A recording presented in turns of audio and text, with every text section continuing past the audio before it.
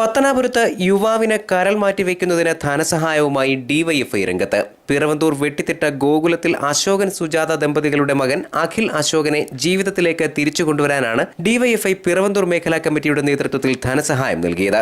പ്രവർത്തകർ സ്വരൂപിച്ച 3 ലക്ഷം രൂപ KN Balagopal MP കുടുംബാംഗങ്ങൾക്ക് കൈമാറി. വെട്ടിത്തിട്ട അപ്സര ഓഡിറ്റോറിയത്തിൽ ഞായറാഴ്ച വൈകിട്ട് നടന്ന ചടങ്ങിലാണ് തുക കൈമാറിയത്.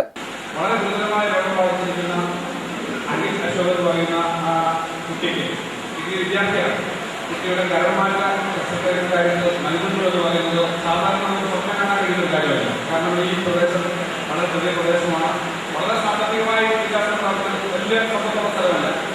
ഇവിടുത്തെ ആളുകൾ പുറത്തുപോയ BJP പ്രവർത്തകരായ അജി ആർട്ടിയിൽ പോയിട്ട് അവിടുത്തെ സുഹൃത്തുക്കളിൽ കളക്ട് ചെയ്ത് 3,16,000 രൂപ കളക്ട് ചെയ്തു എന്ന് പറയുന്നത് ഞാൻ BJPയുടെ മുൻകാല പ്രവർത്തകരുടെ എനിക്ക് വളരെ അഭിമാനം തോന്നുന്ന കാര്യമാണ്. കരൾ രോഗബാധിതനായ അഖിൽ 2 വർഷമായി ചികിത്സയിലാണ്.